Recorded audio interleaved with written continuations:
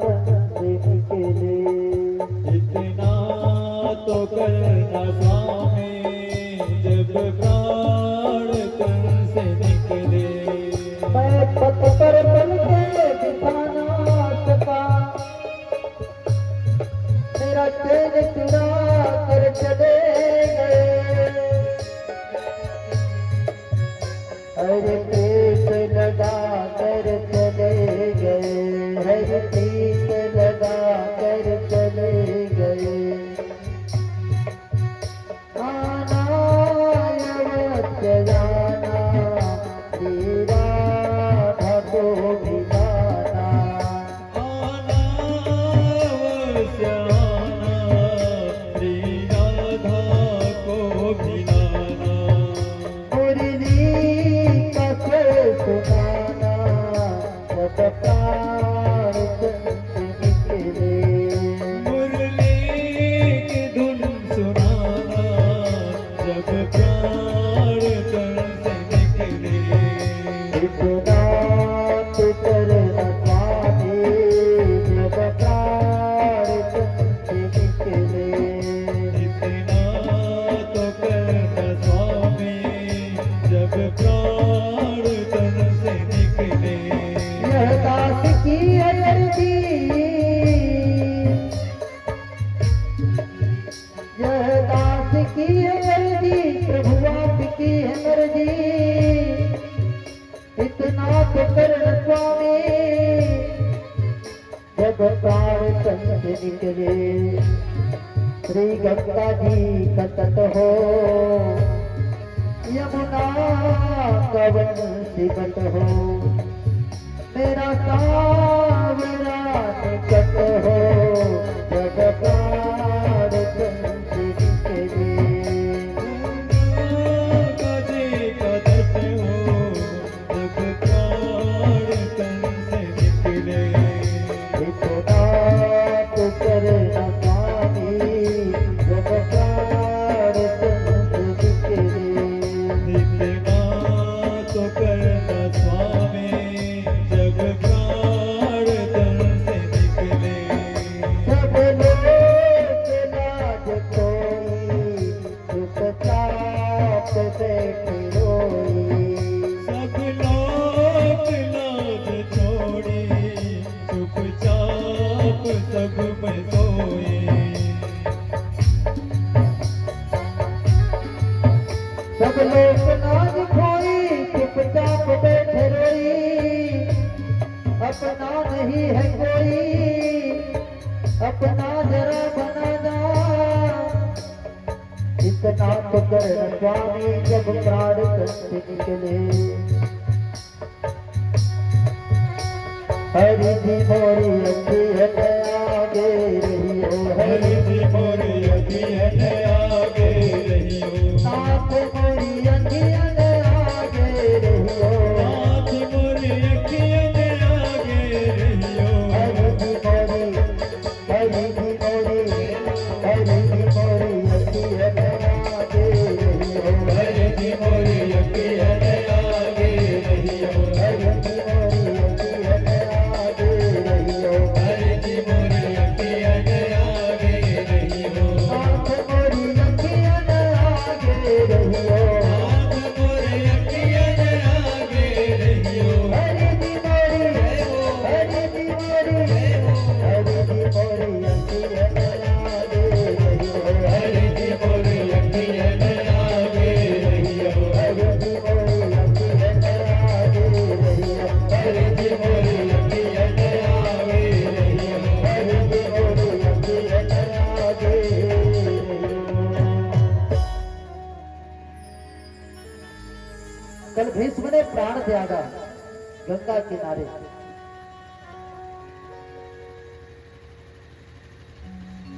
जिस भीष्म के प्राण त्याग को देख करके परमात्मा रोने लगे। हमारे लिए दुनिया वाले रोए कोई बड़ी बात नहीं, हमारे लिए किसी दिन परमात्मा रोने सबसे बड़ी बात है। विश्व के महाप्रयाण को, मृत्यु को देख करके परमात्मा रो रहे हैं। बालिका जब परमधाम हुआ तो भगवान राम रोने लगे। जटायु की मृत्यु को देख करके राम गोद में जटायु को रखे हैं, रो रहे हैं। जटायु मुस्कुरा रहा है, प्रभु ऐसा सौभाग्य मुझे कहां मिलता, जो सौभाग्य आपने मुझे दिया। दुनिया आपके दर्शन के लिए तरसती है, फिर भी दर्शन नहीं हो पाता, मैं तो आपके गोद में प्राण त्याग रहा हूं।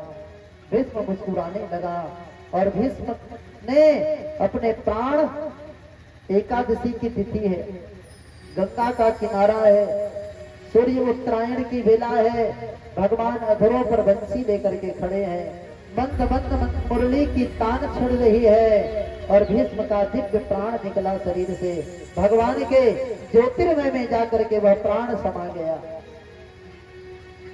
पांडव रुदन करने लगे। व्यक्ति जब तक जिंदा रहता है उस व्यक्ति की अहमियत समझ में नहीं आती। जब वही व्यक्ति प्राण को त्याग करके चला जाता है ना, तो उसकी याद में फिर आंखें गीली हो जाती है। पांडव फूट फूट करके रुदन करने लगे। कृष्ण, आपने हमें पहले क्यों नहीं बताया? यदि आप पहले बताए होते तो हम पितामह के ऊपर में बाणों की बौछार न किए होते।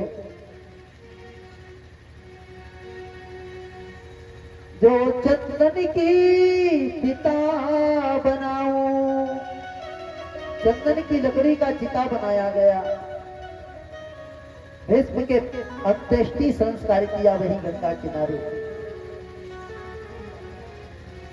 पांडव लौट करके आए, हस्तिनापुर के राजा हो गए।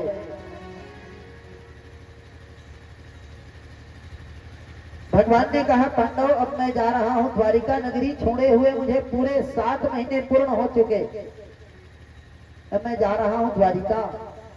भगवान जैसे ही द्वारिका पहुंचे मात्र भगवान को 1 सप्ताह पूर्ण हुआ था। जिस बालक को अश्वत्थामा ने बाणों से निकाल करके मारा था ब्रह्मास्त्र से, उत्तरा के गर्भ में जो ब्रह्मास्त्र लगे हुए थे, वे बालक भारत की धरती पर जन्म ले लिया। परीक्षित जैसा भक्त इस धरती पर न हुआ है न होगा, जिसने जन्म बाद में लिया और परमात्मा का दर्शन अपने मां के गर्भ में ही कर लिया था, है ना। परीक्षित जैसा परम लाडला भक्त संसार में कोई नहीं हो सकते।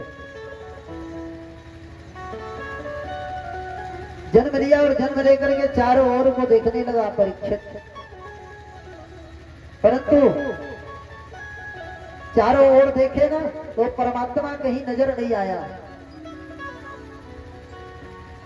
रोने लगा बालक, रोते रोते 7 दिन 7 रात्रि बीत गई। जो आंख से आंसू की धारा टपक रही है वे कभी शांत नहीं हो पा रही है। पांडव बड़े बड़े डॉक्टरों को, वैद्यों को, औषधि देने वाले बाबाओं को बुला बुला करके लेकर के आए। लोगों ने कहा यदि बालक इसी तरह से रोता रहेगा ना तो बालक की नेत्र की ज्योति समाप्त हो जाएगी। पांडव थक गए।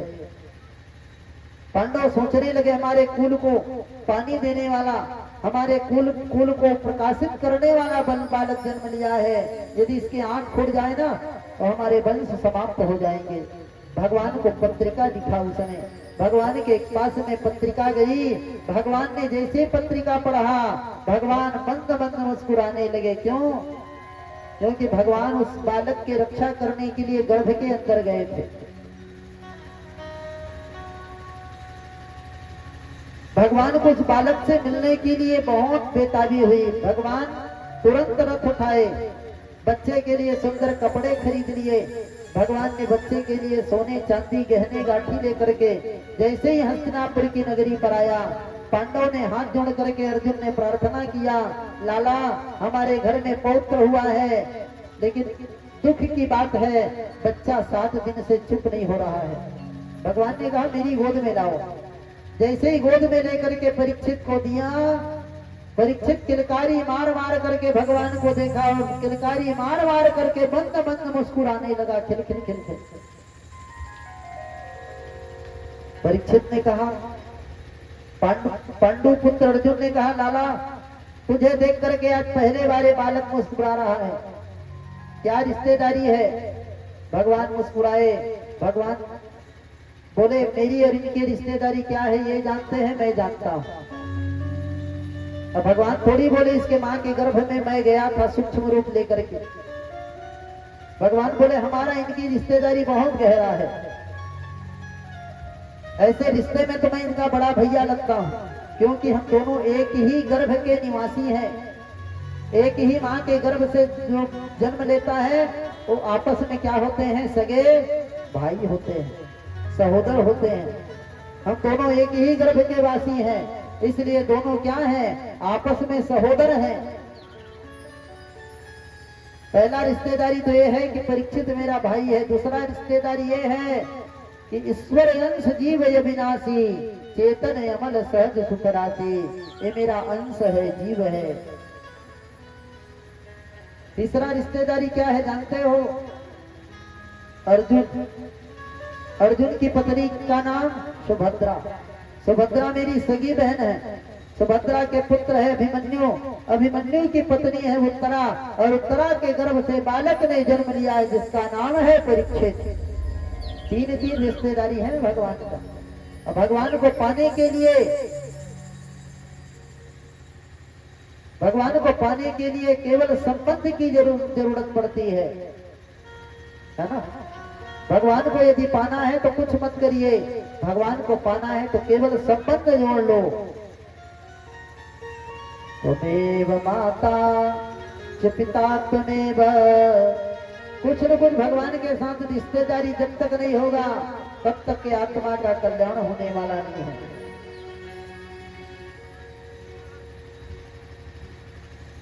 बोलिए वृंदावन बिहारी लाल की।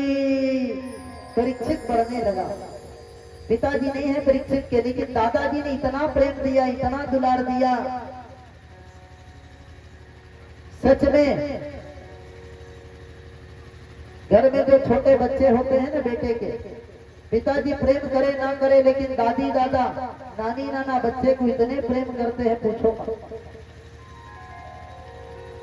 इतना प्रेम पा रहे हैं परीक्षित। कभी अर्जुन की गोद में तो कभी भीम के गोद में तो कभी धर्मराज के गोद में बैठते हैं। बचपन बीत गया, जवानी आ गई। सुखदेव सूत जी महाराज कहते हैं कि हे ऋषियों, जैसे ही परीक्षित 16 वर्ष के हुए ना, तब तक भगवान श्री कृष्ण भारत की भूमि में संपूर्ण लीला को समेट करके परम धाम चले गए थे। परीक्षित के जन्म के बाद भगवान ज्यादा समय नहीं रुके धरती पर। भगवान परम धाम चले गए पूरे यदुवंश का विनाश करा करके। और जैसे ही कृष्ण इस धराधाम से पैर रखे परम धाम गए, इतने में कलयुग का आगमन हो गया। अर्जुन को पता चला कृष्ण धराधाम को छोड़ करके परम धाम चले गए। जैसे मछली बिना जल के नहीं रह सकती, वैसे ही अर्जुन बिना कृष्ण के एक क्षण जीवन जीना नहीं सीखा था। अर्जुन को पता चला, अर्जुन का शरीर का तेज नष्ट होने लगा, अर्जुन के शरीर सूखने लगा। बड़े भैया धर्मराज युधिष्ठिर ने देखा, पूछा अर्जुन तेरे शरीर का तेज नष्ट हो रहा है। शरीर के तेज नष्ट होने के 3 कारण हैं। पहला कारण है जाने अनजाने में गैया का वध हो जाए तो शरीर का तेज नष्ट हो जाता है। दूसरा कारण है अगम्या नारी का, विधवा नारी का समागम हो जाए तो शरीर का तेज नष्ट हो जाता है। तीसरे कारण है जिसके बिना हमने जीवन में एक क्षण भी जीना नहीं सीखा है, यदि वही छोड़ करके चला जाए तो उसके याद में शरीर का तेज नष्ट हो जाता है। अर्जुन ये अपराध तुझसे थोड़ी हुई है। अर्जुन ने कहा भैया यही अपराध मुझसे हो गई है। जिस कृष्ण के बिना हमने जीवन में एक क्षण भी जीना नहीं सीखा, वही परमात्मा परब्रह्म भगवान श्री कृष्ण इस धराधाम को छोड़ करके परम धाम चले गए हैं। सुना, सुनते ही धड़ाम से धर्मराज युधिष्ठिर धरती पर गिर पड़े। जैसे ही पता चला ना महाराज दशरथ को कि राम अयोध्या को छोड़ करके चले गए हैं, महाराज दशरथ ने सुनते ही धड़ाम से धरती पर गिर पड़े। राम राम कही, राम कही, राम राम कही, तनवर रघुबर वियो राज गयो सुधाम। मात्र सुमंत्र ने कहा, मित्र राम को आज 6 दिन हो गए अयोध्या छोड़ करके गए। दशरथ के मुख से मात्र राम राम 6 बार निकला। शरीर को छोड़ करके दशरथ राम के पास पहुंच गए। ऐसे ही धर्मराज युधिष्ठिर भी धरती पर गिर पड़े। अर्जुन, तूने ये बात हमें क्यों नहीं बताई? अब हम भी जी करके क्या करेंगे? पौत्र को बुलाया परीक्षित को, बोले बेटा अब तुम्हें राज्य करना है, आप कहाँ जाओगे दादाजी? बोले अब जीने की तमन्ना नहीं है। राज्य को परीक्षित को सौंपा। परीक्षित का विवाह एक इरावती नाम की कन्या से कर दिया। परीक्षित के 16 वर्ष की आयु में विवाह हो गई। राज सत्ता को परीक्षित को सौंपा गया। परीक्षित रोने लगे, दादा मुझे तो राज सत्ता के बारे में कोई जानकारी नहीं है, मैं कैसे राज्य करूंगा? परीक्षित के दादा ने बताया, पांडवों ने बताया, बेटा राज्य करने के लिए उम्र की जरूरत नहीं पड़ती, राज्य करने के लिए धर्म की जरूरत पड़ती है। यदि धर्म पूर्वक राज्य करोगे तुम्हारे राज्य में कभी संकट नहीं आएगा। राज्य करने के लिए 3 बातों का ध्यान देना पड़ेगा परीक्षित। पहला बात, आंख के सामने में यदि पाप हो रही है ना, तो भुजा में ताकत है तो पाप करने वाले व्यक्ति के दोनों भुजा काट देना। दूसरी बात, अतिथि का सत्कार करना। तीसरी बात, अगर शत्रु शरण में आ जाए तो शत्रु को क्षमा कर देना। तेरे जीवन में कभी भी संकट नहीं आएगा परीक्षित। बस 3 बातें जीवन में नोट करके रख लेना। इतना बोले पांडव, और पांडवों ने परीक्षित को राज्य सत्ता दे करके सीधे हिमालय पर्वत की कंदरा पर चढ़ गए। और हिमालय कंदरा की पर्वत पर चढ़ करके जहां से हमारे भारत की अंतिम सीमा होती है, जहां से माना गांव, वही पर्वत में चढ़े। आज भी वो पर्वत स्थापित है, वहीं पर चढ़े और चढ़ करके पांडवों ने अपने अपने पंच भौतिक शरीर को वहीं पर शांत कर दिया। सीधा भगवान के लोग चले गए। परीक्षित का राज्य शुरू हुआ।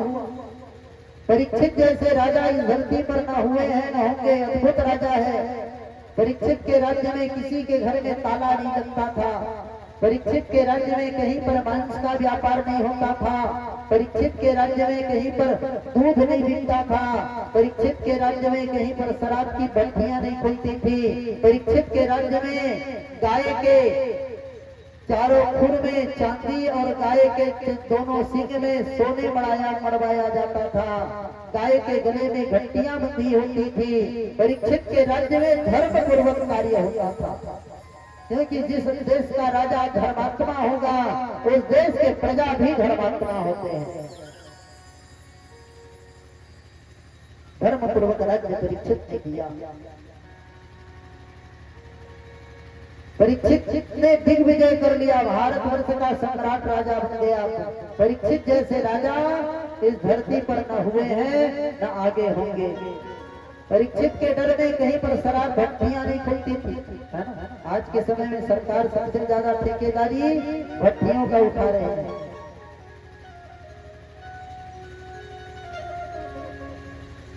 सरकार को सबसे ज्यादा आमदनी मांस की व्यापार में ज्यादा है। भगवान सूक्त जी कहते हैं, एक बार यही परीक्षित से एक अपराध हो गया। मार्ग में चलते चलते जा रहे थे काला पुरुष कौन है? साक्षात कलयुग है। गैया को मार रहा था लाठी से लेकर के। दादाजी बोल गए थे, बेटा तेरे राज्य में आंख के सामने में कभी पाप को होते हुए मत देखना। जहाँ गाय के ऊपर में अत्याचार होती हो, कन्या के ऊपर में अत्याचार होती हो, ब्राह्मण के ऊपर में अत्याचार होती हो, वहां तुम धर्म पूर्वक युद्ध करना। परीक्षित घोड़े से कूद गए और घोड़े से कूद करके मारने के लिए जैसे तलवार उठा करके बोले, हे दुष्ट कौन है? परीक्षित के चरणों में कलयुग आकर के लेट गया। प्रणत पाल रघुवंश बड़ी करुणा सिंधु खरारी, जय शरण प्रभु राखी है सब अपराध विसारी। रक्षा करो राजा, मैं कलयुग हूँ, कलयुग हो तुम। हाँ, निकल जाओ मेरे राज्य से। कहाँ जाऊंगा महाराज? जैसे सतयुग ने राज्य किया, फिर त्रेता ने राज्य किया, फिर द्वापर ने राज्य किया। मेरा नाम कलयुग है महाराज, मैं भी राज्य करने आया हूं। हर युग का उम्र था, सतयुग का उम्र था 12,96,000 वर्ष। कलयुग का उम्र 4,32,000 वर्ष की उम्र कलयुग की है। कलयुग ने कहा, महाराज मैं कहाँ जाऊंगा, कोई जगह बता दो। परीक्षित ने 3 जगह दिए। तो तत्पानम स्त्रिया गुना यत्र धर्म चतुर्विधा। हे परीक्षित, जहाँ मैं तुझे 3 जगह देता हूँ, जहाँ पर जुआ खेला जाता हो वहाँ कलयुग तेरा वास होगा। दूसरा,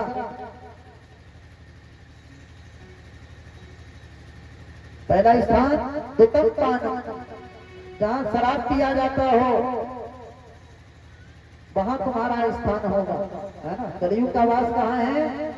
पहला जुआ में, दूसरा शराब, है ना।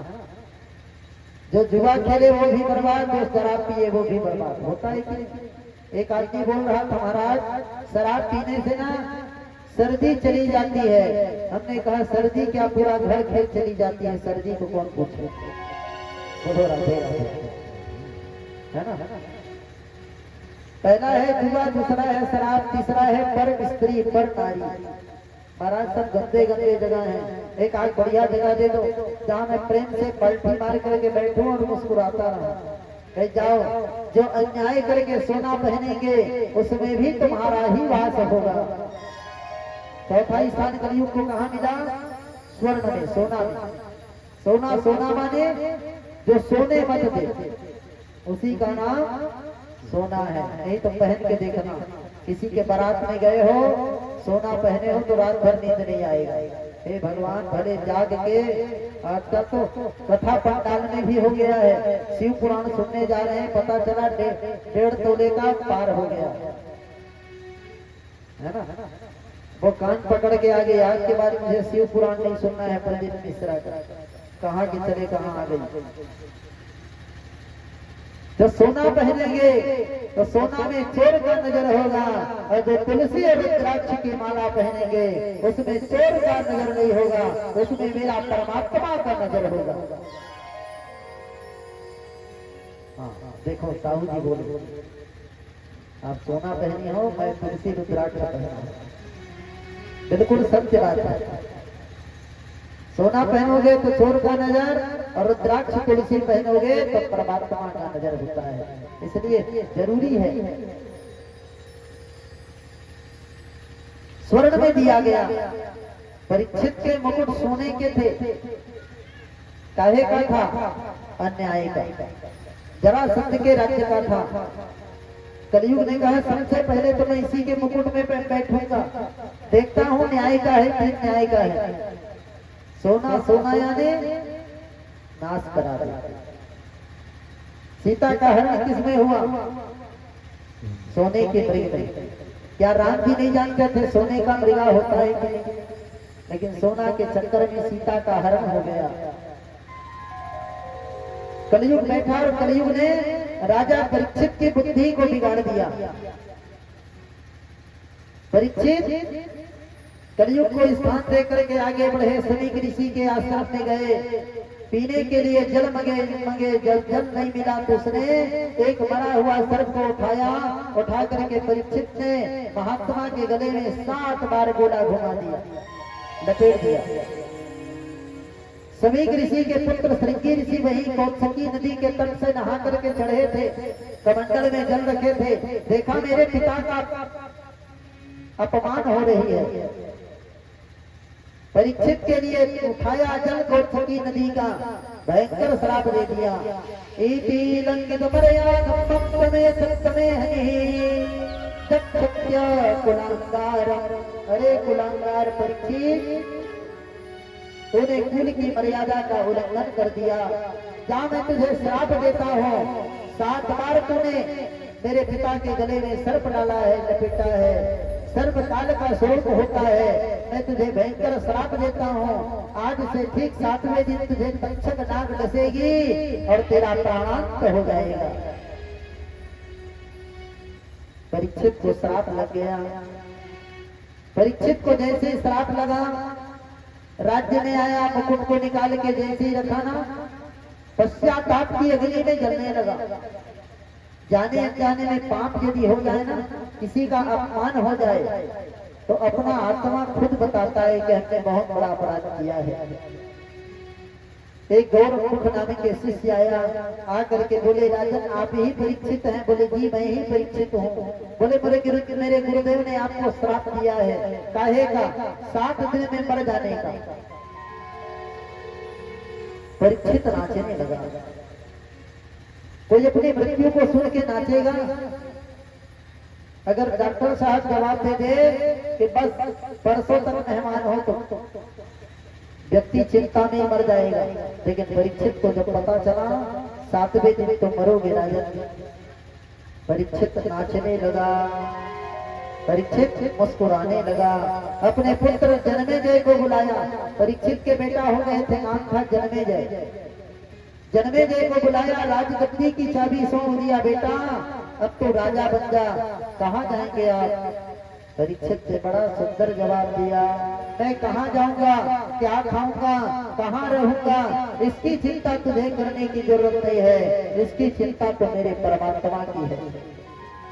जब दांत नहीं तब दूध दिए, जब दांत दिए तब अन्न भी नहीं है। राज्य को सौंपा और सौंप करके परीक्षित निकल गए।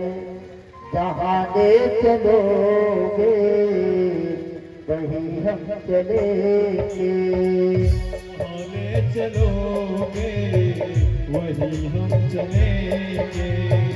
जहाँ ले चलोगे वही हम चलेंगे, जहाँ ले चलोगे वही हम चलेंगे।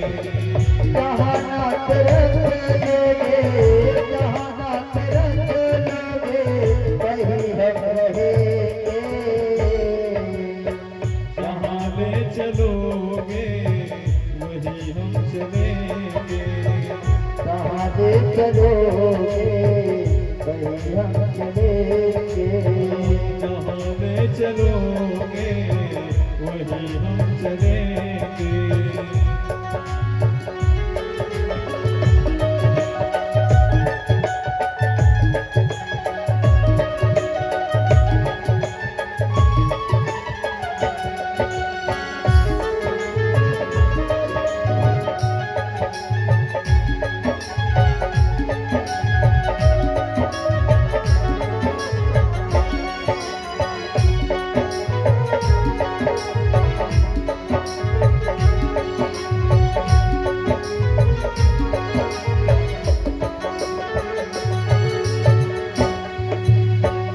जीवन समर्पित चरण में तुम्हारे, तुम्हें मेरे सर्वस्व, तुम्हें प्राण प्यारे।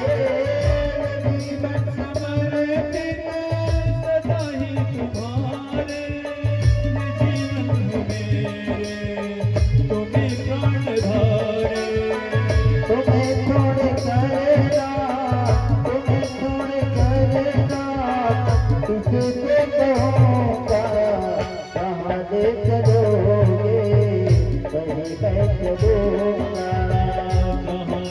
चलोगे वहीं मैं चलूंगा।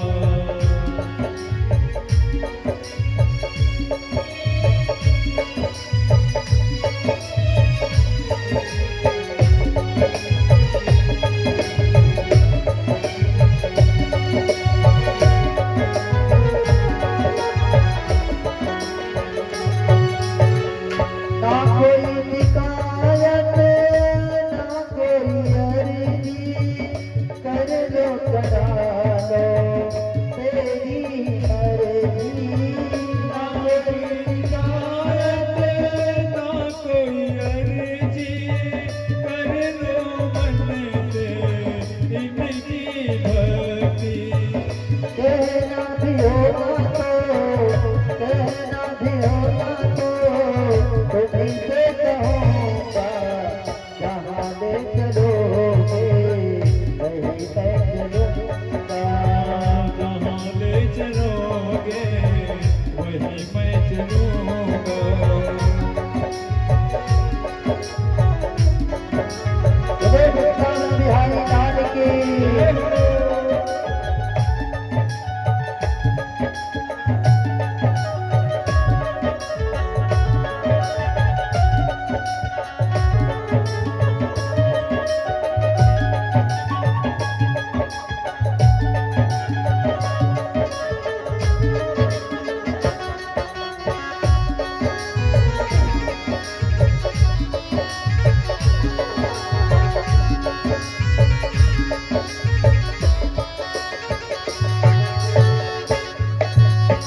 दयानाथ दयानिधि तेरी अवस्था, तेरी हाथ में सारी व्यवस्था। दयानाथ दयानिधि तेरी अवस्था, तेरी हाथ में सारी व्यवस्था। जो भी कहोगे वही मैं करूँगा, जहाँ नाथ गे वही मैं चलूँगा। जहाँ ले चलोगे वहीं मैं चलूंगा। जहाँ नाथ रख लोगे जहाँ नाथ रख लोगे वही मैं रहूँगा। जहाँ ले चलोगे वहीं मैं चलूंगा। जहाँ ले चलोगे वहीं मैं चलूंगा। जहाँ ले चलोगे वहीं मैं चलूंगा।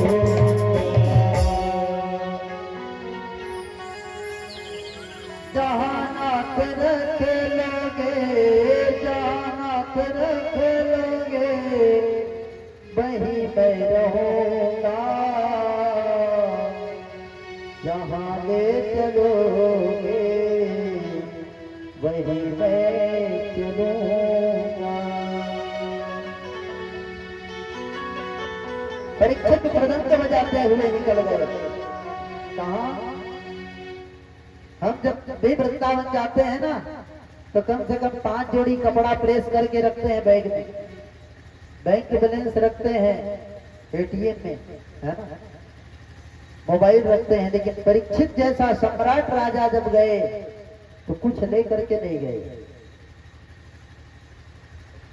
परीक्षित सीधे चले गए गंगा किनारे। गंगा मोक्ष का किनारा है, यमुना भक्ति का किनारा है, सरयू वैराग्य का किनारा है, सरस्वती ज्ञान का किनारा है।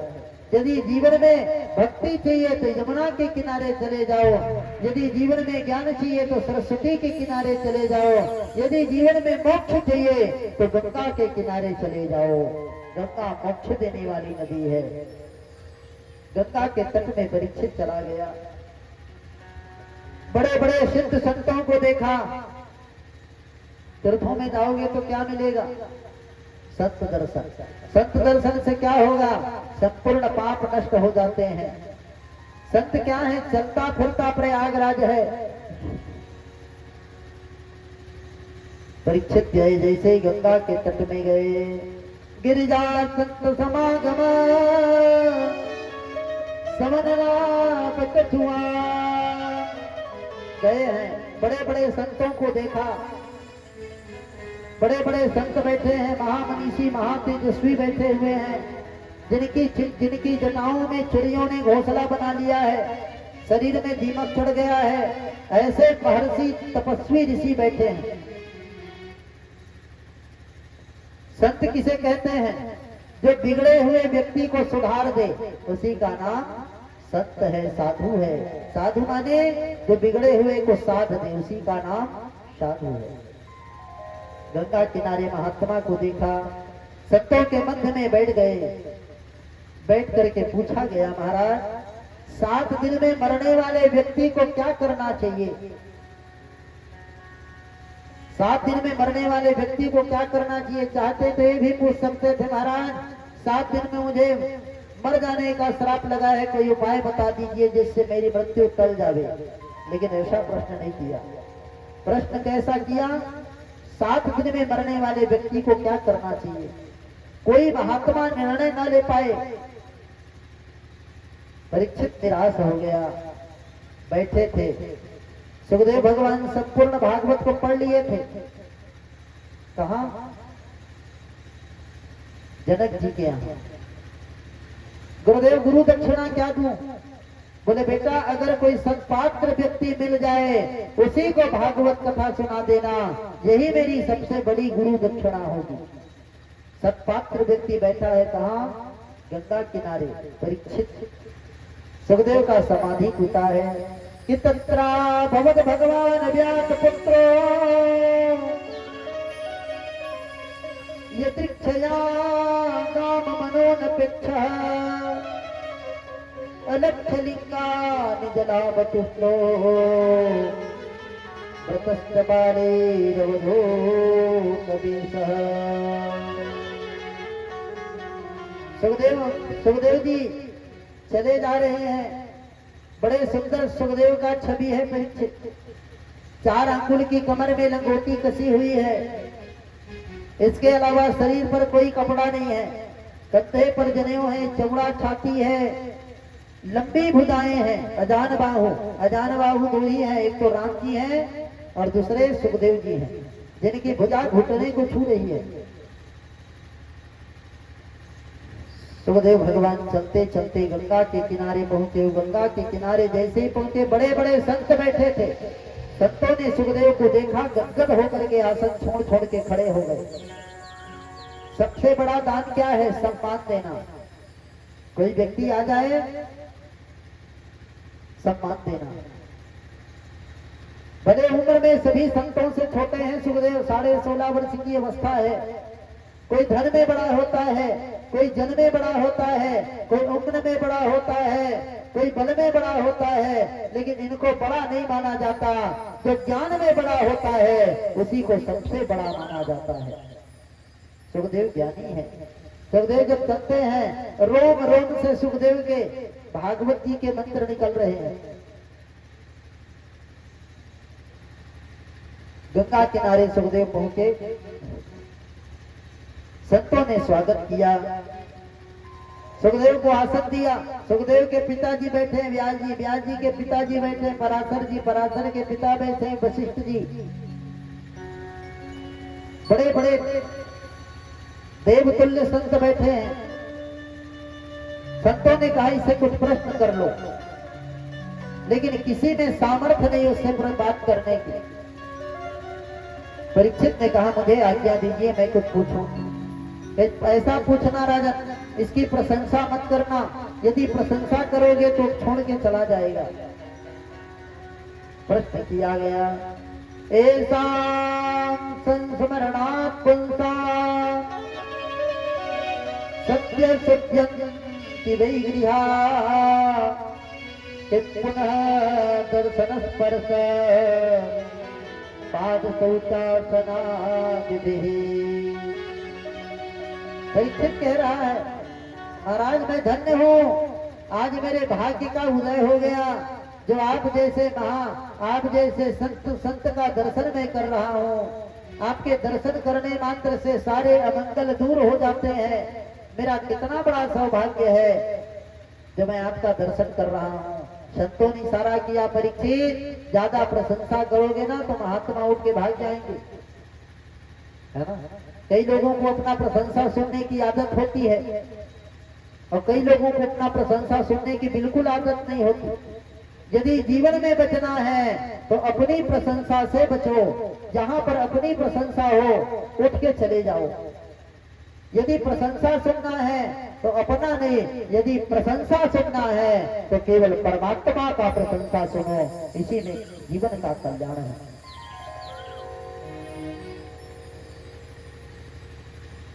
ठीक है साहब जी। दुनिया में रसगुल्ला से मीठा क्या है?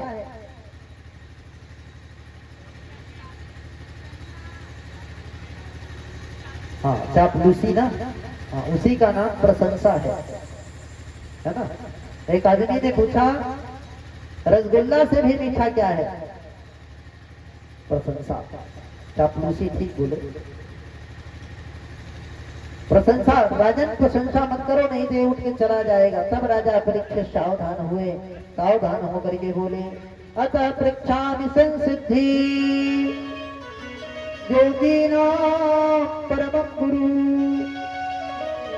पुरुषस्य कार्यम मर्यमाणस्य सर्वथा। महाराज एक ही बात बताइए, 7 दिन में मरने वाले व्यक्ति को क्या करना चाहिए? जैसे सुखदेव सुने तो गदगद हो गए। वाह परीक्षित, कितना अद्भुत प्रश्न किया है तूने।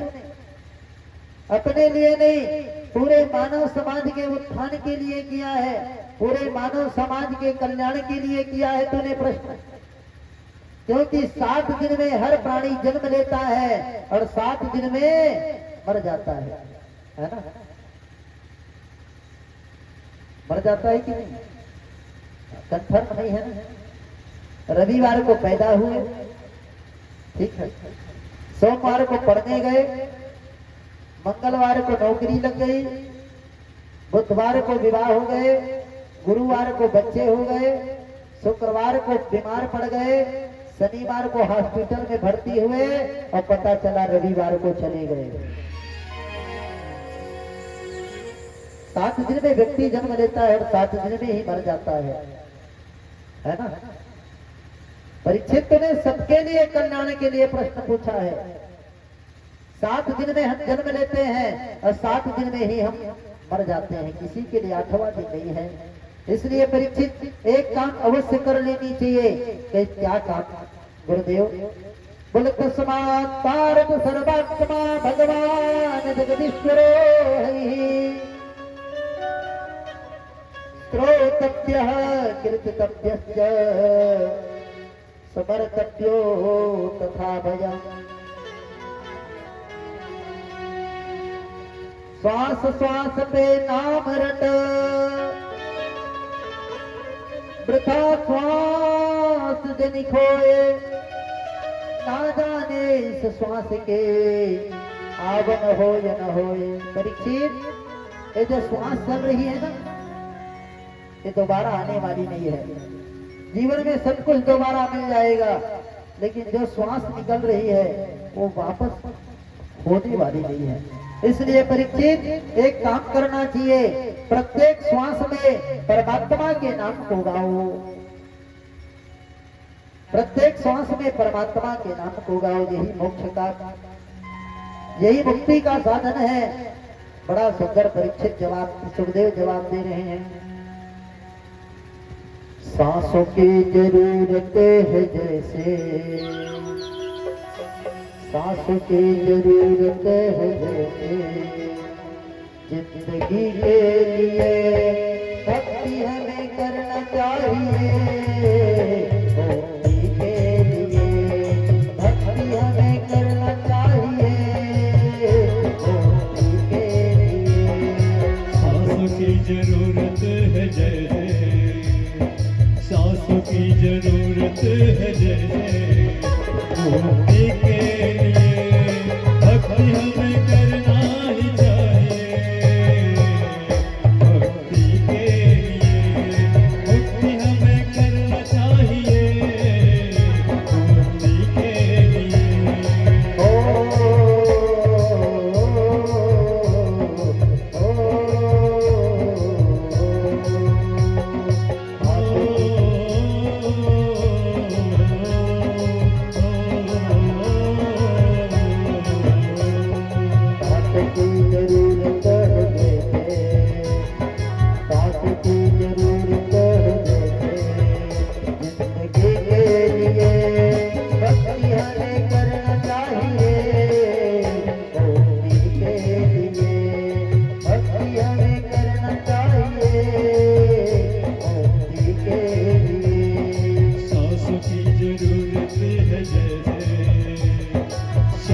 की जरूरत है जैसे जिंदगी के लिए, भक्ति हमें करना ही है मुक्ति के लिए, भक्ति हमें करना ही है मुक्ति के लिए।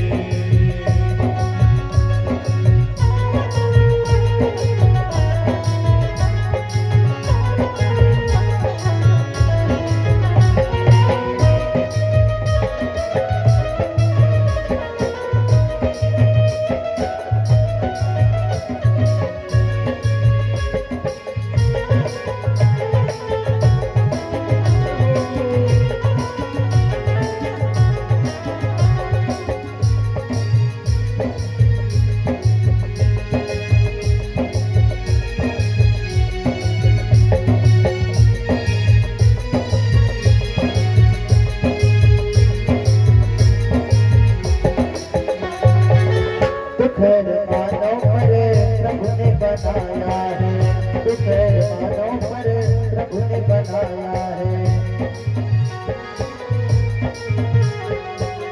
दुख हर मानव पर प्रभु ने बनाया है, सुख हर मानव पर प्रभु ने बनाया है, सफल हुआ जन्म राम जो गाया है, सफल हुआ जन्म राम गुण गाया है। माया का जहर छोड़ दो अगर, माया का जहर छोड़ दो अगर, तेरे धाम का पा जाए अगर, सुखी जीवन के लिए साथ की जरूरत है, साथ की जरूरत है, जिंदगी के लिए भक्ति हमें करना चाहिए मुक्ति के लिए, भक्ति हमें करना चाहिए मुक्ति के लिए।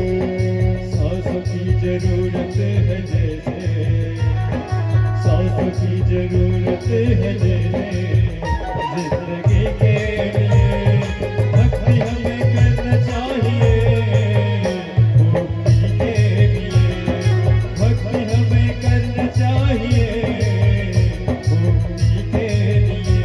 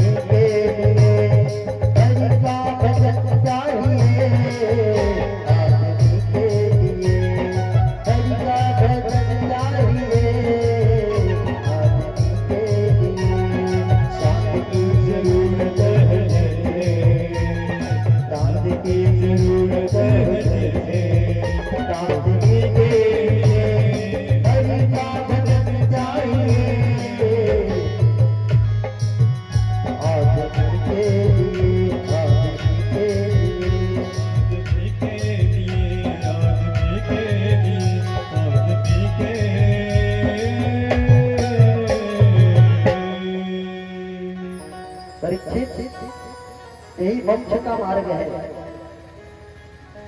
इसलिए प्रत्येक श्वास में परमात्मा के नाम को बसा लो, प्रत्येक श्वास में गोविंद के नाम को गाओ। कर से कर्म करह विधि नाना, मन राखहु जहाँ कृपा निधाना। हाथ से कुछ भी करो, जैसे वृंदावन की गोपियां आंगन में झाड़ू लगाती हैं, और बुहारते हुए गाती हैं, हे नाथ नारायण वासुदेवा। वृंदावन की गोपियां खरहरा लेकर के गौशाला में बुहारती हैं, गाती हैं, हे नाथ नारायण वासुदेवा। गोपियों का चूल्हा में कढ़ाई चढ़ा हुआ है, सब्जी बघाड़ते हुए गोपियां गाती है, हे नाथ नारायण वासुदेवा। तन कहाँ है चूल्हे में, लेकिन मन कहाँ है गोविंद के चरणों में। परीक्षित, इसलिए परमात्मा में तन मत लगाओ, परमात्मा में केवल मन लगाओ, भगवान में केवल मन लगाओ। भगवान तन से मिलने वाले नहीं है, भगवान मन से मिलने वाले हैं।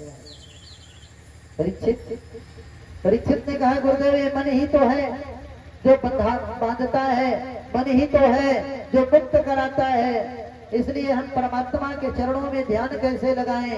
कोई साधन बताइए, कोई उपाय बताइए जिससे हमारा ये मन दुनिया में लग जाएगा, लेकिन भगवान के चरणों में लगने वाला नहीं है। हमारा मन 24 घंटा मोबाइल में लगा रहेगा, है ना। लेकिन भगवान की कथा में सोचना पड़ता है, नहीं गुड़िया? नहीं, आपको नहीं बोल रहे हैं, और हमारे और जजमान हैं बहुत सारे। थोड़ा कथा में भी ठीक है, साइलेंट एकदम मोबाइल, कम से कम 5-6 घंटा भगवान के लिए। आप दोनों हमारे श्रोता हैं, परीक्षित हैं, है ना। भगवान की कथा से हमारा मन का जुड़ाव बहुत जरूरी है। यदि हम वही कथा सुना रहे, परीक्षित भगवान से पूछ रहे, प्रभु ये मन दुनिया में लग जाएगा, लेकिन परमात्मा के चरणों में मन को लगाने का कोई उपाय बताइए जिससे हमारा मन का कनेक्शन सीधा परमात्मा के चरणों में जाकर के जुड़े। अच्छा, आइए कुछ साहू परिवार की ओर से उनके घर में भागवत कथा सुनने हमारी यजमान पत्नी की दोस्त आई हुई है ना। चलो भाई,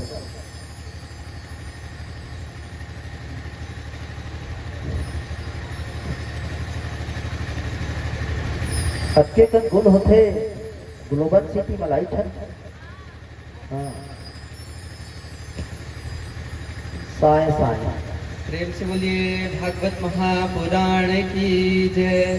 सकरी के इस पावन धरा में प्रवाहित हो रही श्रीमद् भागवत महापुराण में कुछ विशेष अतिथिगण आए हुए हैं। यजमान परिवार का आग्रह था कि वे मंच में आए और महाराज जी कर कमलों द्वारा आशीर्वाद प्राप्त करते जाएं। उन अतिथियों का नाम कुछ इस प्रकार है: जागेश्वरी वर्मा, कल्पना तिवारी जी, मधु यादव जी, राजपूत भाभी जी, उमा साहू जी, बिंदु साहू जी, शोभा वर्मा जी, रानी वर्मा जी, डाली देवांगन जी एवं दुर्गा वर्मा जी। आप सभी आकर महाराज जी के कर कमलों द्वारा आशीर्वाद प्राप्त करते जाएंगे। आए हुए अतिथियों के लिए जोरदार ताली से स्वागत करें। हमारे संगीत वाले भैया मधुर मधुर ध्वनि का तान छड़ दें।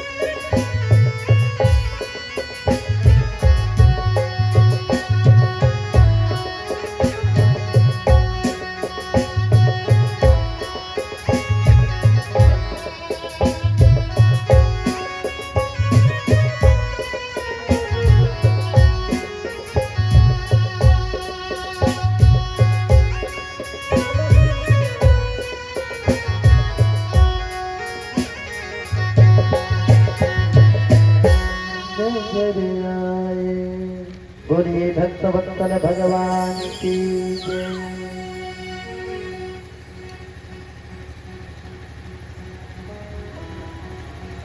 सुखदेव जी से परीक्षित ने प्रश्न किया, गुरुदेव ये मन परमात्मा के चरणों में जोड़ने की कोई उपाय? बड़ा सुंदर उपाय बताया, भगवान का ध्यान करिए। जिसका ध्यान करेंगे मन उधर ही जुड़ता है ना। जिसका ध्यान करेंगे मन उधर ही भागता है। सबकी गति है लेकिन मन की कोई गति नहीं है। हवाई जहाज 1 मिनट में कितना दूर चला जाता है, इसकी गति का सीमा है, लेकिन मन की गति का कोई सीमा नहीं है। इसलिए मन परमात्मा के चरणों में लेकर के जोड़ना है परीक्षित। तो सबसे पहला काम भगवान के चरण का ध्यान करिए। पाताल में तस्य पाद मूलम पठति पाणति प्रपदे रसातलम। भगवान के चरणार बिंद का ध्यान करिए। भगवान के चरणार बिंद कौन है? बोले अतल वितल सुतल तलातल रसातल पाताल लोक ही भगवान के पांव है। भूलोक भुवलोक स्वलोक नलोक तपलोक सत्यलोक वैकुंठ लोक ही भगवान के सिर है। ये धरती ही भगवान के पांव है। आकाश ही भगवान के सिर है। सूर्य और चंद्रमा ही भगवान के नेत्र है। दिशा ही भगवान के कान है।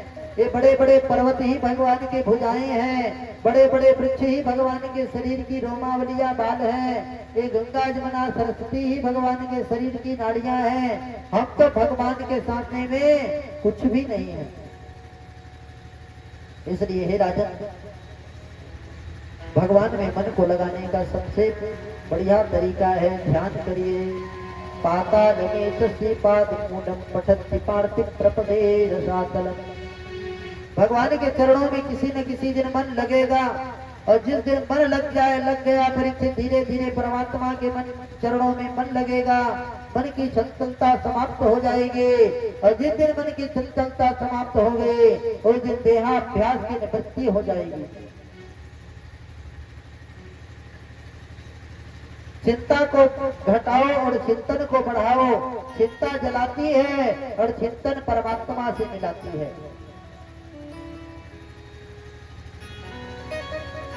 चिंता संसार की करो और चिंतन परमात्मा की करो। परीक्षित ने प्रश्न किया, प्रभु ये परमात्मा के सब स्वरूप हैं? बोले हाँ। सुनो राजन, इस संपूर्ण विश्व में कुछ भी नहीं था। ना तो अंडज थे, न ही उद्भिजक थे, न ही जरायु था। केवल जल ही जल व्याप्त था। पृथ्वी से 10 गुना ज्यादा जल है। जल से 10 गुना ज्यादा अग्नि है। अग्नि से 10 गुना ज्यादा वायु है। वायु से 10 गुना ज्यादा प्रकृति है। प्रकृति से 10 गुना ज्यादा अहंकार है। अहंकार से 10 गुना ज्यादा परमात्मा की सत्ता व्याप्त है।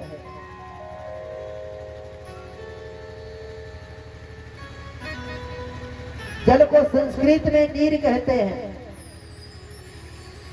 नीर यानी पानी। नीर में भगवान ने अयन लगाया तो नाम पड़ गया नारायण। दुनिया नहीं था तो भी सत्य था, दुनिया है तो भी सत्य है, और दुनिया नहीं रहेगा तो भी सत्य ही बचेगा। वही सत्य नीर में अयन लगा करके उसी सत्य का नाम पड़ा नारायण।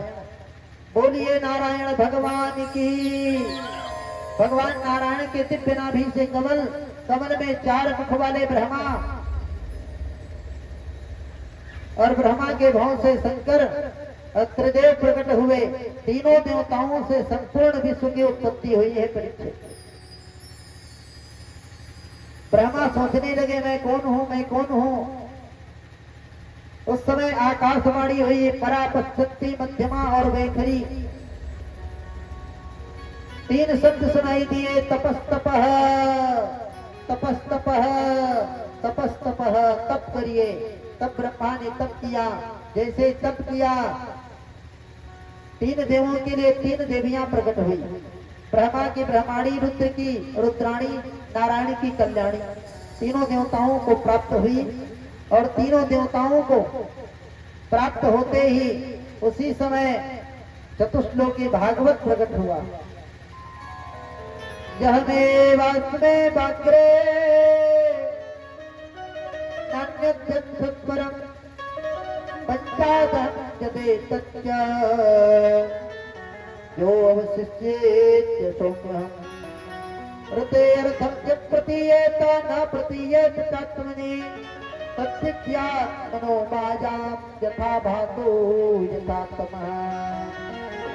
ये चतुश्लोकी भागवत के तत्व को ब्रह्मा को दिया भगवान नारायण ने।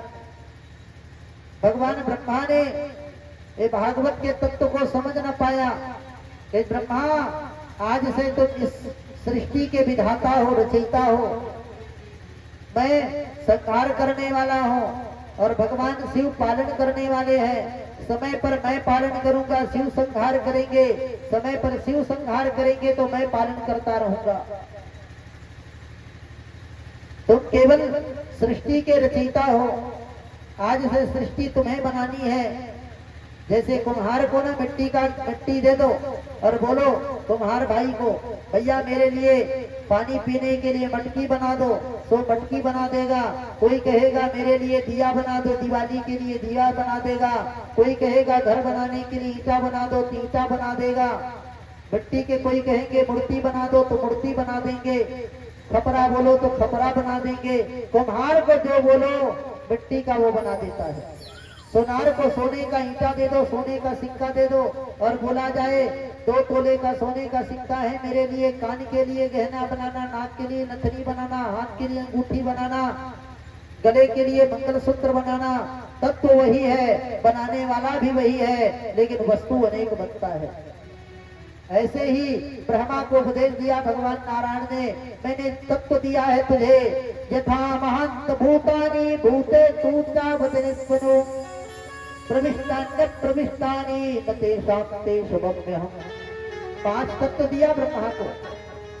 सोनार को सिक्का देते हैं ना, जो बनवा लो उसके बाद। कुम्हार को मिट्टी दे करके जो बनवा लो, दर्जी को कपड़ा दे करके जो बनवा लो, वही बना के देता है। ऐसे ही ब्रह्मा को 5 तत्व दिया गया। क्षितिज पाप गगन गगन समीरा पंचरचित यति अधम शरीरा। हे ब्रह्मा, इसी 5 तत्व से चींटी भी बनेंगे, इसी 5 तत्व में हाथी भी बनेंगे। ब्रह्मा ने संपूर्ण विश्व में जितने जीव है ना 84 लाख, संपूर्ण जीवों को ब्रह्मा ने बनाया। लेकिन ब्रह्मा को नारायण ने बनाया, ब्रह्मा ने विश्व को बनाया। विश्व को बनाने वाला ब्रह्मा है, लेकिन ब्रह्मा को ब्रह्मा बनाने वाला यदि कोई है तो भगवान श्रीमन नारायण है।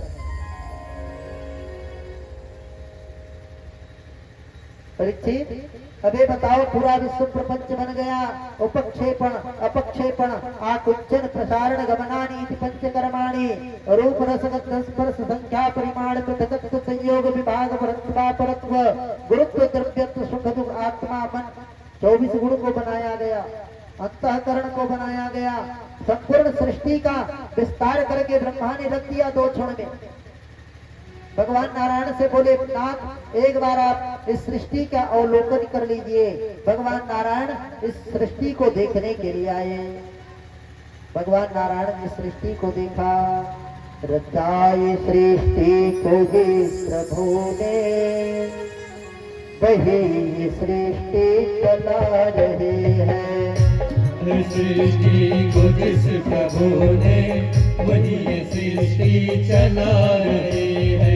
रचाई सृष्टि को ही प्रभु ने, वही सृष्टि चला रहे हैं। रचा सृष्टि को जिस प्रभु ने, वही सृष्टि चला रहे हैं।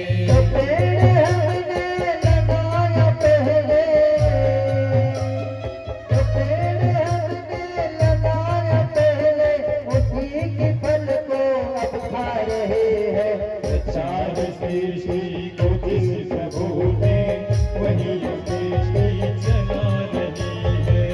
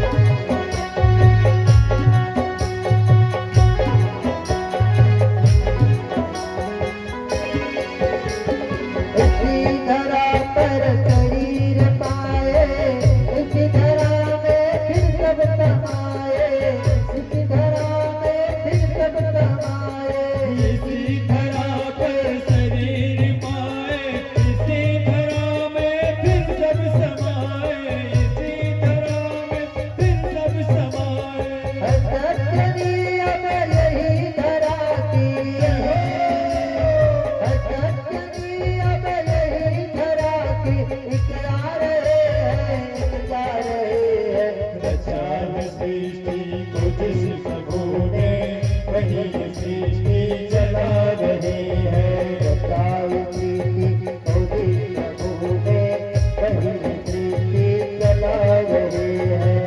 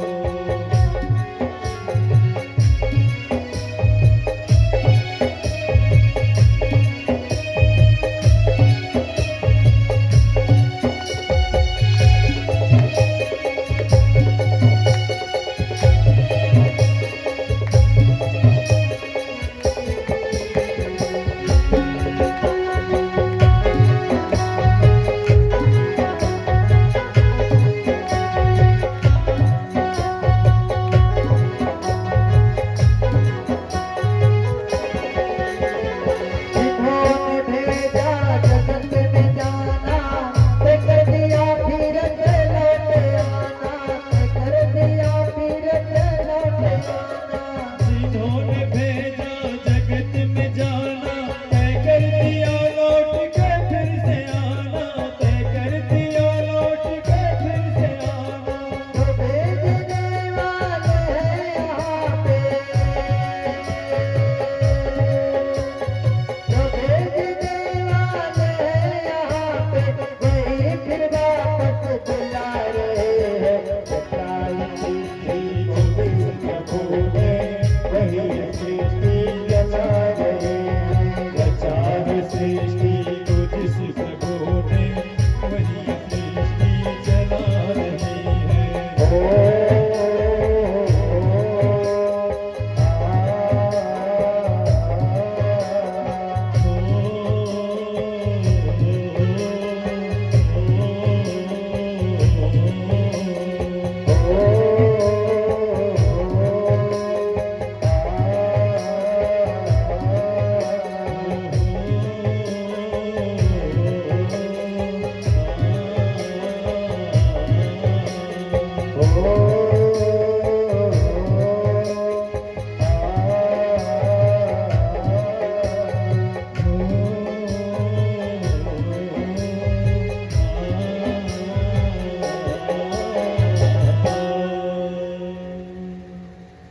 परीक्षित जी गुरुदेव, अब एक बात बताओ परीक्षित, संपूर्ण सृष्टि हो गई। सुखदेव ने प्रश्न किया कि सृष्टि में भगवान सबसे पहले किसको मिलते होंगे? परीक्षित ने कहा जो 5 बार गंगा जी में स्नान करते होंगे उसको मिल जाते होंगे। ठहाका मार करके सुखदेव जी हंसे, बोले परीक्षित यदि 5 बार गंगा जी में नहाने से भगवान मिल गए होते ना, तो मगर को, मछली और मेढक को पहले मिल गए होते, है ना? यदि भगवान फल खाने वाले, उपवास रखने वाले भक्तों के मिले होते ना, तो जंगल के बंदरों को भगवान पहले मिल गए होते। दाल चावल तो खाते ही नहीं है। यदि भगवान उल्टा लटक करके तपस्या करने वाले को मिले होते तो चमगादड़ को मिल गए होते, उल्टे लटके रहते हैं। यदि भगवान भस्म लगाने वाले को, चंदन लगाने वाले भक्तों के मिले होते तो सबसे पहले कुत्ते को मिल गए होते, रात दिन धरती के भस्म पर लेटे रहते हैं। यदि भगवान विद्वान को मिले होते तो बड़े बड़े विद्वान हैं, यूनिवर्सिटी में पढ़ते हैं, उनको मिल गए होते। ना भगवान विद्वान को मिलते हैं, ना भगवान धनवान को मिलते हैं, ना भगवान बुद्धिमान को मिलते हैं। भगवान यदि किसी को मिलते हैं तो केवल भक्तिवान भक्तों को प्राप्त हो जाते हैं। जहाँ भक्ति होती है ना परीक्षित, भगवान उसी को मिलते हैं। व्यासस्य चरण ध्रुवस्य तवयो विद्या गजेन्द्रस्य का जाति विग्रस्य जातवपते रुद्रस्य किं पौरुषम कुब्जाया किम रूप तत्रमधिगम किं तत्सुदाम्नो धनम भक्त्या तुष्यति केवलम परमया भक्ति प्रियो माधव। यदि भगवान धनवान देखे होते ना तो सुदामा को नहीं मिले होते, है ना। सुदामा कोई धनवान थोड़ी था। यदि भगवान विद्वान देखे होते तो गजेंद्र को नहीं मिले होते। हाथी कोई कॉलेज में पढ़ने नहीं गया था, भगवान मिल गए। यदि भगवान उम्र देखे होते तो ध्रुव को नहीं मिले होते। यदि भगवान रूप देखे होते तो कुब्जा को नहीं मिले होते। यदि भगवान जाति देखे होते तो विदुर को नहीं मिले होते।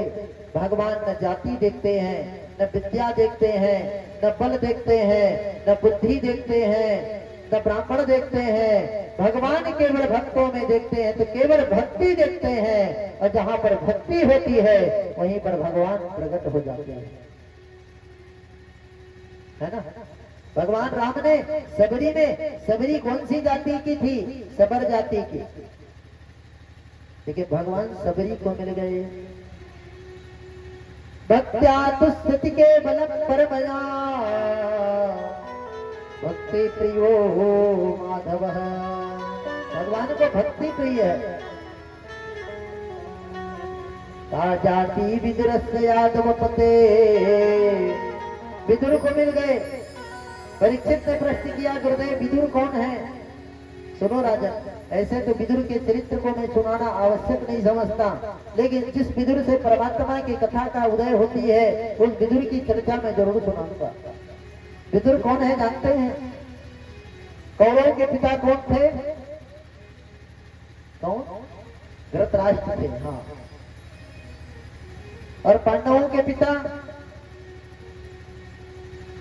पांडु, है ना। पांडु क्यों था? पीलिया रोग से ग्रसित थे। ये दोनों के सगे भाई नहीं है, दासी के पुत्र हैं। नाम है महात्मा विदुर।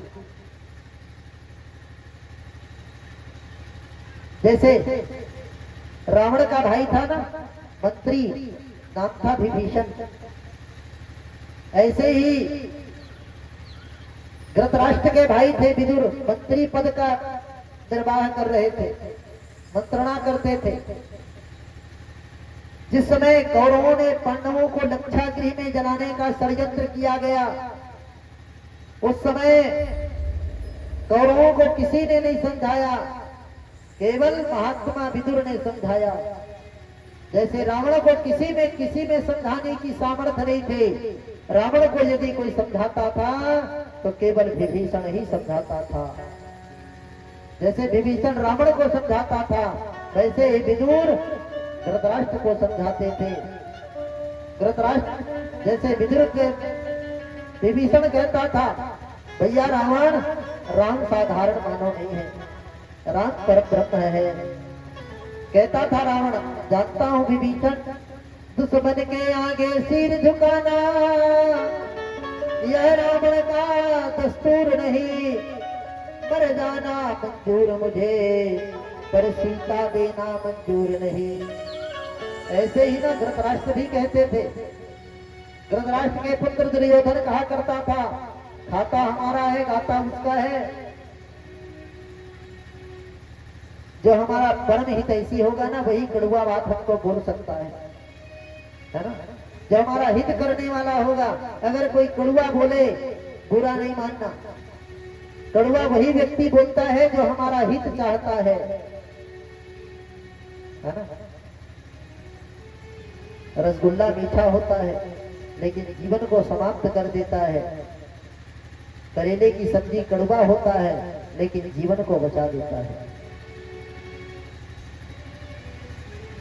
समझाया दुष्ट दुर्योधन को, दुर्योधन धृतराष्ट्र को समझाया, धृतराष्ट्र मैं तुम्हारे भाई होने के नाते नहीं, मंत्री होने के नाते नहीं, आम नागरिक होने के नाते बोल रहा हूँ। तुम्हारे घर में जो दुर्योधन जन्म लिया है ना, वो तुम्हारे पूरे परिवार को विनाश की कगार पर लेकर के खड़ा करेगा। एक बात और, पांडव 5 जरूर हैं लेकिन कमजोर नहीं है। कोई व्यक्ति कम होता है लेकिन कोई व्यक्ति कमजोर नहीं होता। अपने से कमजोर तो किसी कचड़े को नहीं समझना चाहिए। कब कचड़ा आंख में पड़ के कितना कष्ट दे करके जाता है ना।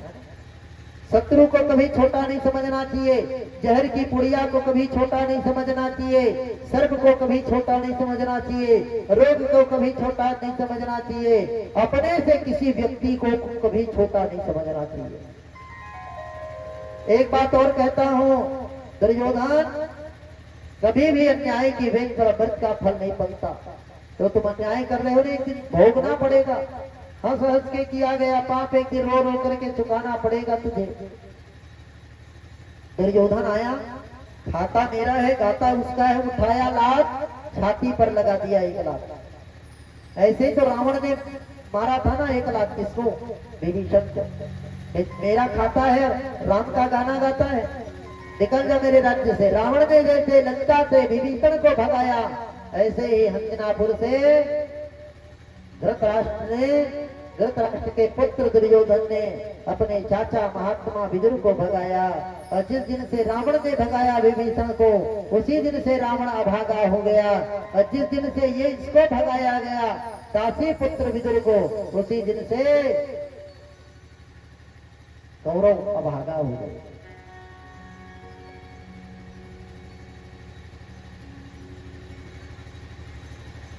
जाते जाते बोल गए, खानदान को यदि बचाना है ना भैया, एक व्यक्ति को छोड़ दो। यदि एक व्यक्ति के छुड़ जाने से 99 व्यक्ति बच जाते हैं, तो एक व्यक्ति को छोड़ देना चाहिए, है ना। एक गांव को जला देने से 10 गांव बचता है, तो एक गांव को जला देना चाहिए। तुम्हारे घर में जो बालक पैदा हुआ है दुर्योधन, दुर्योधन नहीं, ये विनाश की कगार पर लेकर के खड़ा करेगा। आपके साले साहब ने इसकी बुद्धि को बिगाड़ दिया है। धृतराष्ट्र के साले कौन है? शकुनी मामा है ना, किसके? दुर्योधन के।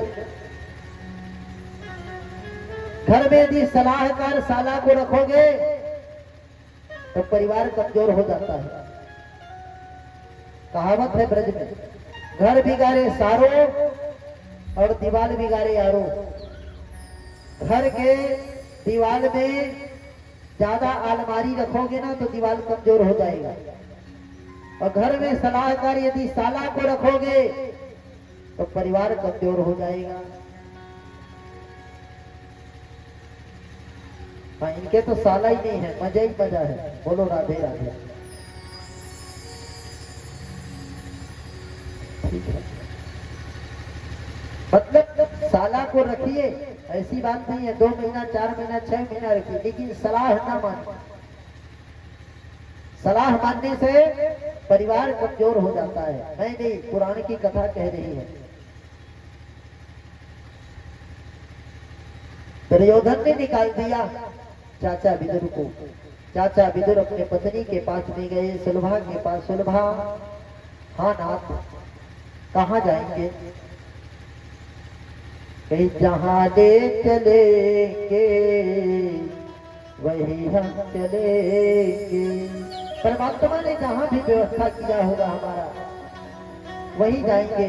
क्या खाएंगे, कैसे रहेंगे, इसकी चिंता हमें थोड़ी करनी है देवी, इसकी चिंता तो हमारे परमात्मा की है।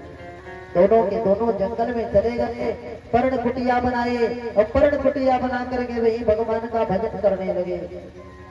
कौरवों को सबने समझाया, लेकिन किसी की इस बात समझ में नहीं आई। विनाश काले विपरीत बुद्धि।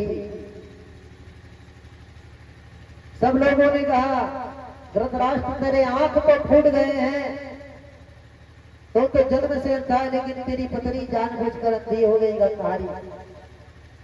अंदर के आंख फूट जाए ना तो बाहर के आंख से देखना, बाहर के आंख फूट जाए तो अंतःकरण के आंख खोल के देखना।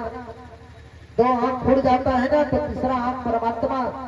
3 आंख केवल भगवान शिव के नहीं, 3 आंख सबको दिया है भगवान ने। 2 आंख बंद करो तो तीसरा आंख अपने आंख खुल जाता है। सूरदास के 2 आंख नहीं थे, लेकिन सूरदास ने जो पद लिखा वो बड़े बड़े कॉलेजों में पढ़ाई जाती है।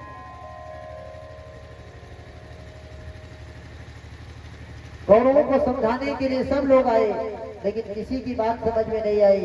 अंत में शांति दूत बना करके भगवान श्री कृष्ण को बुलाया गया। भगवान श्री कृष्ण आए मंत्रणा करने के लिए हस्तिनापुर में। ऐसी सुंदर स्वागत किया गया भगवान कृष्ण की। दिव्य मंच बना है, जगह जगह ढोल नगाड़े रखे हैं, जगह जगह पुष्पों के मार्ग में बिछाए हैं। अपनी माँ को आदेश दिया गया है, माँ कृष्ण आएंगे 56 व्यंजन बना करके रखना, हमारा खाएगा तो हमारा गाएगा भी। आजकल वैसी जमाना है, जिसका लोग खाते हैं उसी का ज्यादा गाते हैं। न्याय करे चाहे अन्याय करे, अन्याय नहीं बोलेंगे, न्याय नहीं बोलेंगे, है ना। किसी को खिला दो भर पेट, 1000 रुपया पीछे से डाल दो जेब में, जितना झूठ बोलवाओ बोलने के लिए तैयार है।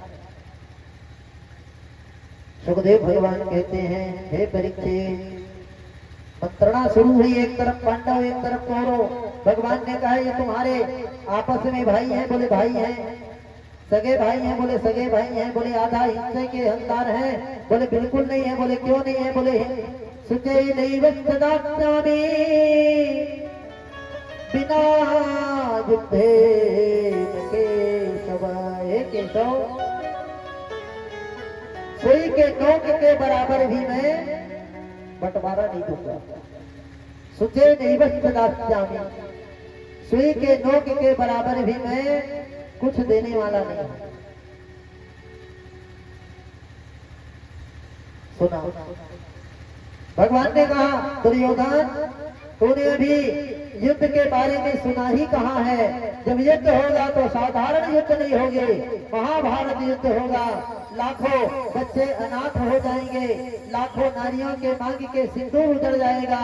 जिस धरती पर, भारत की धरती पर दूध की नदियां बहती है, उस भारत की धरती पर रक्त की नदियां बहेगी। महाभारत के लिए ऐलान कर दिया। भगवान ने कहा मैं महाभारत कराऊंगा। महाभारत का आरंभ कहां से हुआ?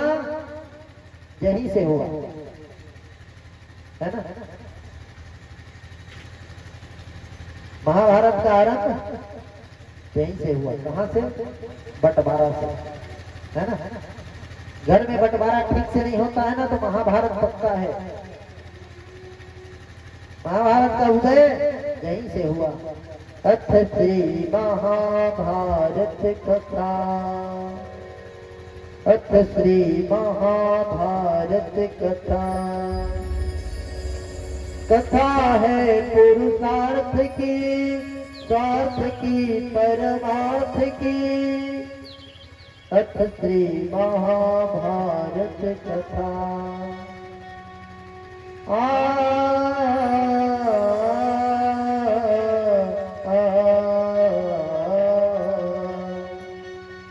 बड़ा सुंदर महाभारत की कथा यहीं से शुरू हुई।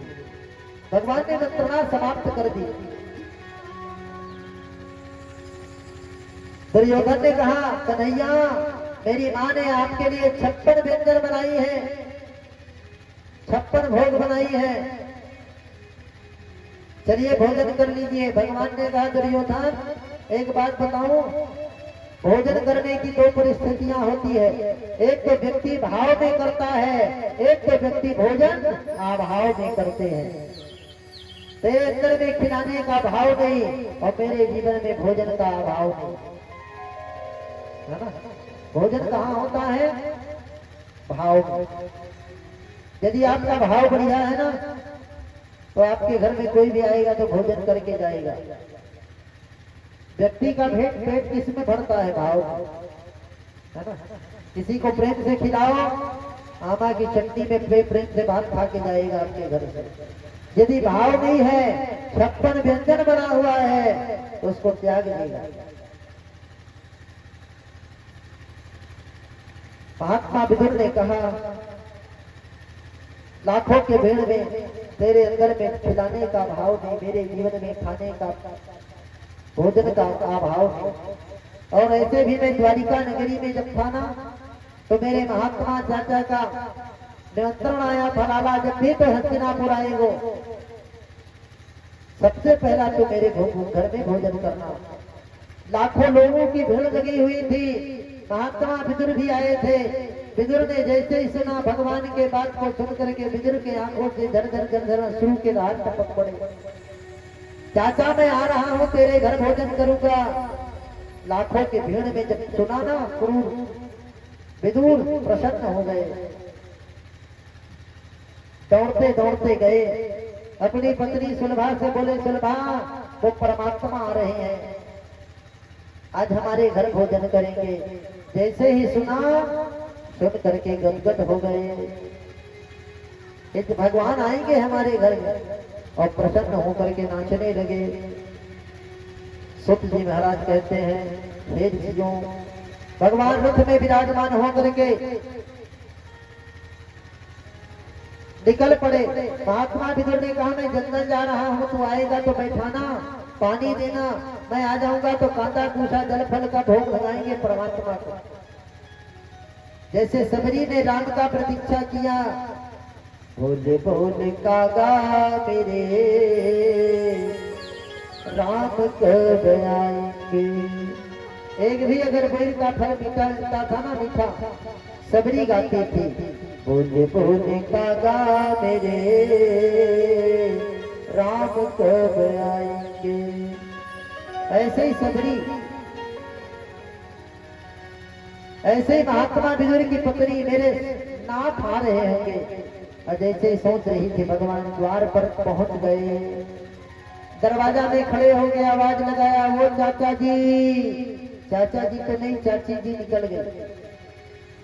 भगवान को बिठाने के लिए पत्थर रच करके आसन बनाई थी। आएंगे तो भगवान को यहाँ बैठाऊंगी, मैं धरती पर बैठूंगी और धरती पर बैठ करके भगवान को प्रेम से देखूंगी। लेकिन जैसे ही भगवान आए ना, भगवान को ऊंचे आसन पर बैठाना भूल गई, स्वयं बैठ गई, भगवान को धरती पर बिठा दिया। एक तक बिना पलक झपकाए देखने लगी। भगवान ने कहा, चाची देखती रहोगी कि कुछ भोग भोग लगाओगी? अरे गई, मैं भूल गई थी। गई ना तो कुटिया में, कर्ण कुटिया में कई दिन के सड़े गले केले मिले, एक दर्जन। कुछ केले अच्छे थे, कुछ केले सड़ गए थे। लेकर के आई, केला के छिलका को छिल छिल करके भगवान को छिलका को खिलाने लगी, केला को गोद में गिराने लगी। एक केला के छिलके भगवान खा गए, 2 खा गए, 3 खा गए, केला को गिराती और छिलका को खिलाती। ना खाने वाला को पता है, ना खिलाने वाला को पता है। न खाने वाला को पता है, न खिलाने वाला को पता है। क्यों? क्योंकि भाव है। भाव जगत में हमारे उमा शंकर भैया सबसे ऊंची प्रेम सगाई बड़ा सुंदर गाते हैं। चलो